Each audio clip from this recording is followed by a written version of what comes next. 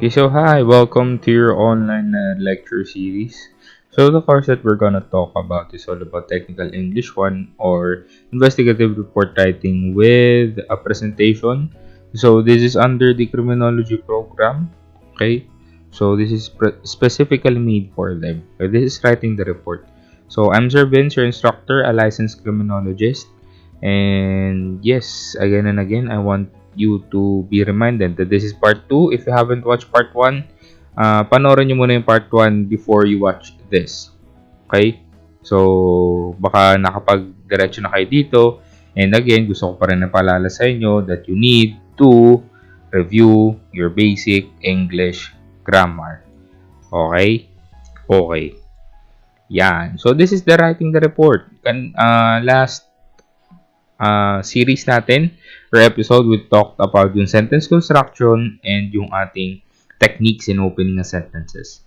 Okay? So, ito naman, we're gonna talk about expanding sentences. Okay? Paano natin mabibigyan pa ng konting kulay o konting kwento, konting accuracy ang ating mga writing.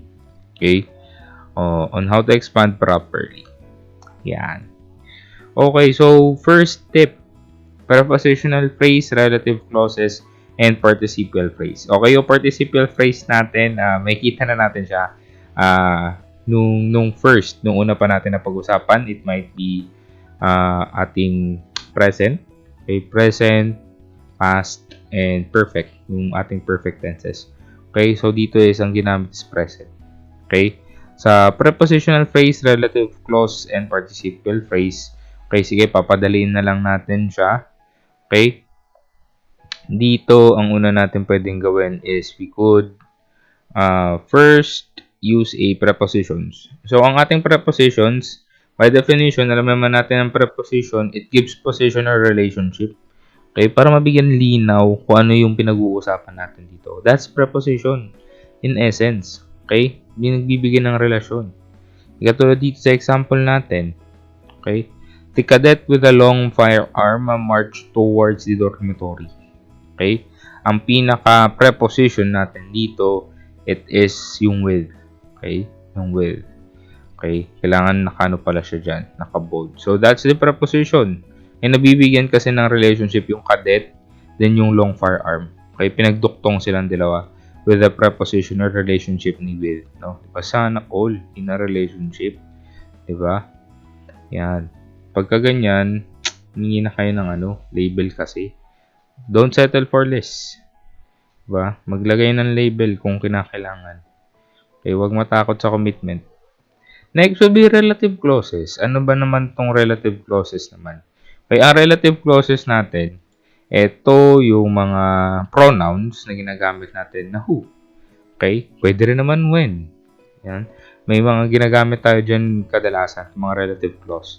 Okay, you could, normally, sa writing na mas gusto ko nakikita on how you could expand sentences and to give clarity doon sa kinakwento natin, you could use a relative pronoun of who. Okay, katulad dito, sa example natin, the cadet who, diba, naka-bold, okay, was holding a long firearm, marched towards the dormitory. Okay, sino ba tong who? Ito lang kailangan matandaan dyan eh. Okay? Ang who dito, syempre tao ang pinag-uusapan natin dito. Okay? Using which is a no. Okay? Because ang tao dito is cadet. So, it's an who dapat. Dito iba ang love song, firearms, gamit. So, which ang ginamit. So, it is grammatically incorrect if you would use the cadet which was holding. No. It should be the cadet who was holding kasi tao si cadet. Okay, di siya gamit. Okay, kung ikaw ay ginamit, edi sorry. Diba? Next, you could use a participial phrase. Okay, alam naman na natin yung participial phrases natin, yung mga present, okay, yung mga verbs with an ing. Yan. Okay, yan lang naman yun. Ing plus yung act na ginagawa ng subject. Okay? In this case, ano ba ang ating example? The cadet, present, holding a long firearm. Yan. So, isa lang to, itong nakita natin. But on how to expand them, it depende sa on how we want the reader to understand yung sinusulat natin. Okay? Tulad niyan, the cadet holding. It's a past It's a present rather, present participle phrase. Holding a long firearm, march towards the dormitory. Okay, it's the verb with an ing plus the object. Okay, plus the subject itself. Long firearm. Okay, yan, isang ano natin yan, isang technique on how to expand sentences to enhance clarity. Next, yan. This one's my favorite. As in, this one's my favorite. If you've read the books, ang dami nila kasing appositives na tinatawag natin doon.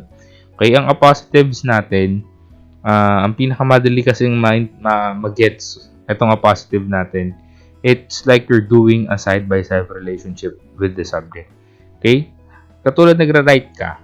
Tulad nito, Police Captain Felix Carrillo, kumbaga may parang siyang second voice dun sa likod na background if you're reading a book, di ba? Police Captain Felix Carrillo, the Chief of Police, accommodated us. Okay?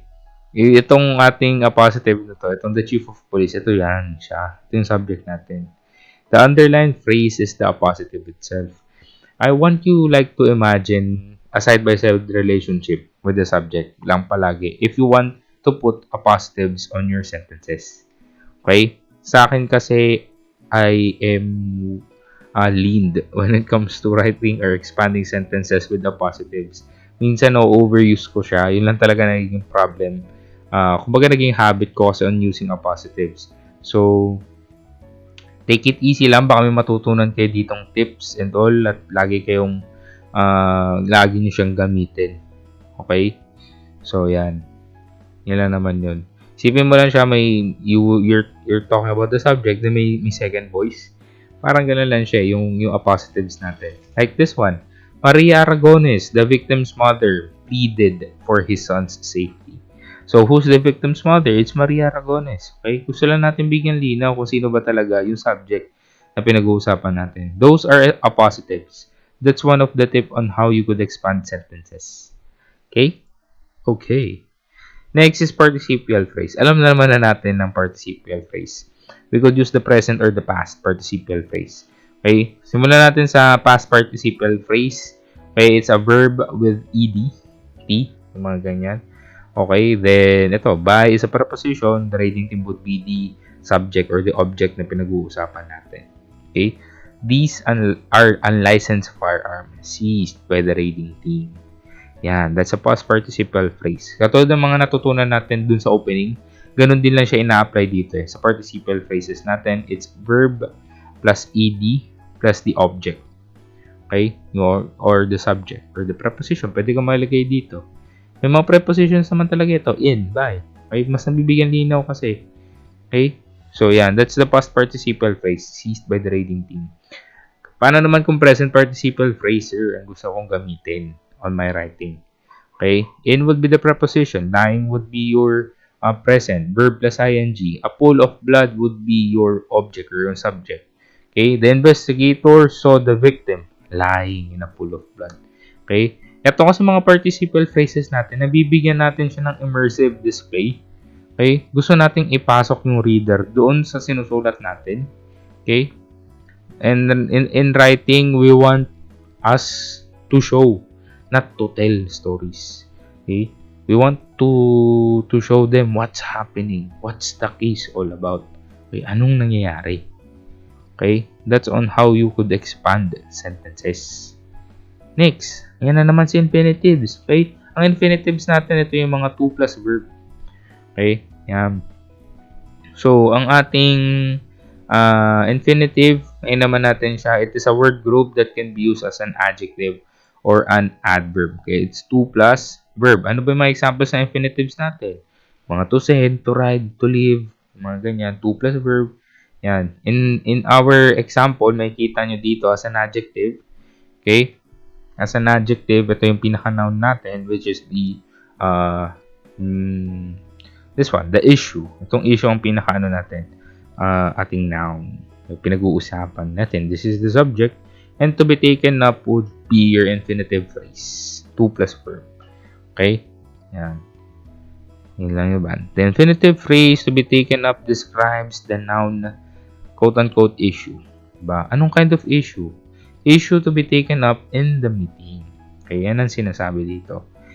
it has been used in an adjective. Paano naman dun sa adverb? Gusto natin bigyan ng konting high emotions yung ating writing.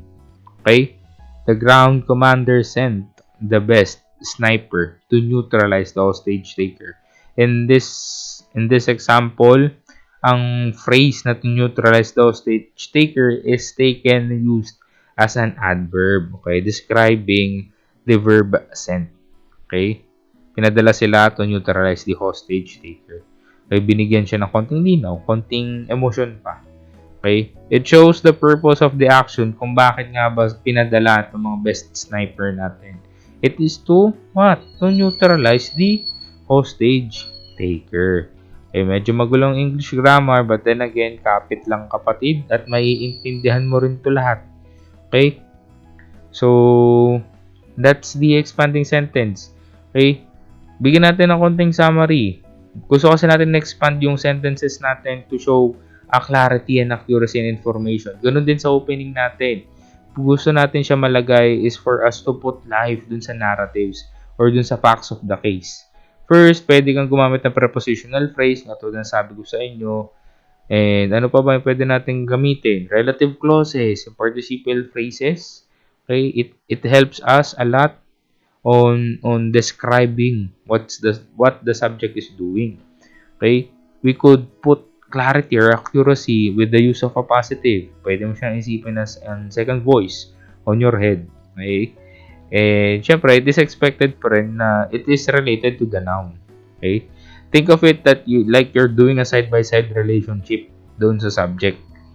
Next is yung participial phrase. We know all about it dun sa part 1 on how participial phrases are used. Next is yung infinitives or yung to plus verb. Kasi it might, depende sa'yo yan if you want to use it as an adjective or an adverb. Okay? Yan is sa mga ways on how to expand sentences in order to increase clarity sa writing. So, yan. We're on the last topic, which is combining sentences. Okay, this would be the last. Konting-konti lang naman tong ating combining. Paano ba mag-combine? Napakadali lang mag-combine, pare. Diba? Tulad nito, use a compound verb or a predicate. Sa madaling salita, ganito lang ang gawin mo. Isipin mo, you have two ideas na nakikita natin dito. Okay, may dalawa kasing idea. Paano mo ngayon siya pag-iisahin? These are grammatically correct. Pero gusto kasi natin siya mapagsama sa iisang sentence na lang, iisang thought. There are two ideas dito eh. Paano natin mapagsasama? Ano pa nga ba? Okay? 3 seconds. 1, 2, 3. Anong kailangan natin dagdag? It's a conjunction. Diba? We want to conjoin two ideas in order for us to combine sentence. Kaya yun nga yung pinakamadaling way in order for us na mapagsama ang dalawang ideas in a one sentence. It is for you to use conjunction. Okay? Yan. Ito mga compound verbs natin. The conjunction naman siya. And ito yung ating verb. Proceeded. Yan. Interviewed. Yan. Okay? So, isa yan sa mga ways for you to combine. Para hindi na kayo period ng period. Okay, kung magkasunod naman yung order of sequence and ayaw mo pa naman mag-change ng subject or pinag-uusapan, it is very helpful for us readers na pagsamahin mo na lang in a one sentence. Okay? Police Corporal Wade boarded the patrol car and proceeded to the crime scene. Okay, ayan. Tulad niyan, di ba? Next. Ano pa ba? Ayan. Okay, this is the combination of coordinating conjunction preceded by a comma and paggamit ng semicolon. Okay, ano ba naman ito? Kung paano ka ba magko-combine using a coordinating conjunction na fanboys. Yun naman ang uso sa conjunction. Fanboys, for and nor, but, or, yet, and so. Yan. Okay? Lagay ka ng ating comma, then proceeded with the conjunction. Tulad nito, first. Ito yung split eh. Okay naman siya, pero gusto natin siyang pagsamahin. The team hunted the prime suspect, comma. Pasok ka ng coordinating conjunction, but he eluded arrest. Okay, nawawala lang to, itong coordinating conjunction, if you want to continue, but a different subject na. Okay, yung semicolon. It means to, para to continue. Ano nangyari? Diba? Hindi ka na mag-coordinating conjunction, mag-semicolon ka na lang. Then, ayan, you could put it, he eluded arrest. It could be independent pa rin. Dependent clause dito sa ating independent clause or main clause. Itong the team hunted the prime suspect. Kasi hindi mo lang pwedeng sabihin he eluded arrest eh. But it's dependent per se. Okay? So, yan. Okay, Matis, meron ka na madadagdag. Kung nga dito, the team hunted the prime suspect, semicolon, he eluded arrest. Okay, pero if I would be on the writing side, if I would be, preference ko I want or I prefer having this one. Yung una. Kasi we must consider pa rin yung readers natin. So, baka hindi naman ganun kagaling sa reader and all.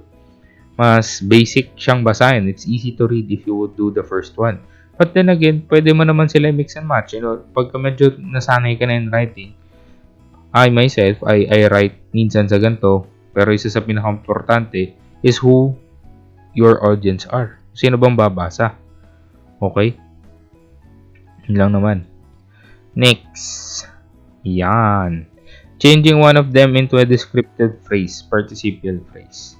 Okay? Ito yung mga natutunan natin. Combining sentence, balik tayo dun sa opening. Okay? Yung rule natin sa participial phrase, ibalik mo lang dito. Okay? Pwede mo rin siya isipin na sa inverted order. Okay? Ang ating mga opening sentences, yung opening techniques. Okay? Yung verb mo na action, then the main subject. Okay? Tulad na ito. Nakasplit kasi siya ito, period. Then he proceeded to back door for clues. Okay? Gawin mo siya inverted or gumamit ka ng rule natin ng participial phrases. In this case, this will be present participial phrase. Not finding any trace of forcible entry at the main entrance. The investigator proceeded to the back door for clues. Diba parang mas active? Diba mas immersive if you would put? Diba? Pag di mo nagigets, di ka na immerse. You need to review again.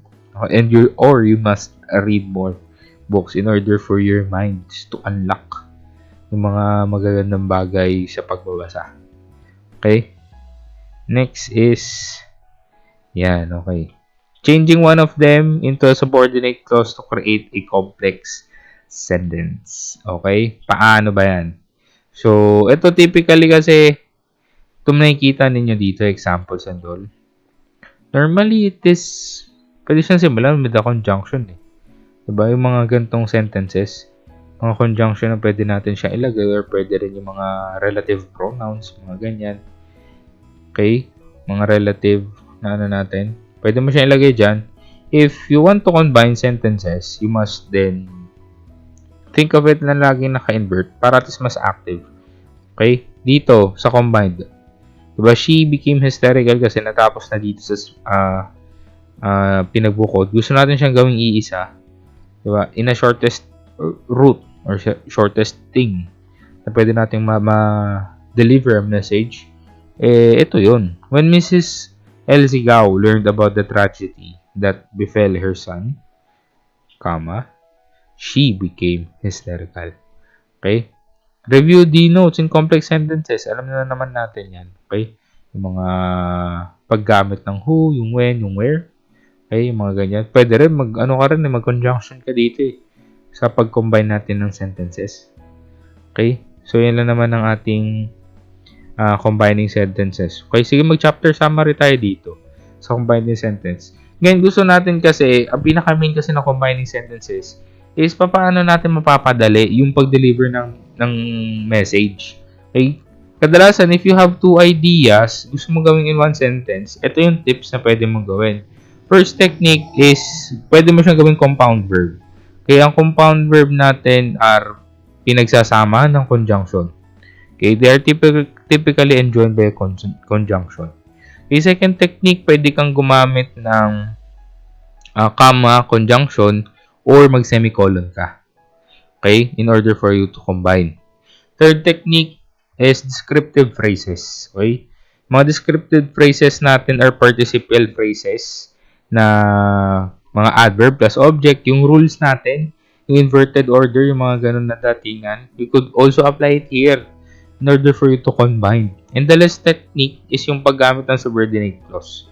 Kaya ang subordinate clause natin, ang kailangan mo lang tandaan dito, they can even stand alone. Okay? Typically, they are introduced by using a conjunction or other relative pronouns. Okay, na pwede mo matulungan dito. Okay? So, yun lang naman na pwede ninyong magawa or tips in order for you to improve your writing, lalo na in your police report writing. So, yeah, I do hope that you've learned something in this online lecture series, and again, in order for you to do it, it is for you to write. Okay, ito na yun. Huwag mo nang takasan. Okay, oo, naiintindihan ko, sir, but writing shouldn't be done passively. Writing should be done actively. So, have your seat. Mag-umupo ka. You have a sit-down session with yourself and practice. Okay, assess yourself. You try to write. Okay? So, yan lang naman yun. So, again, thank you very much for your time and have a good one po sa lahat.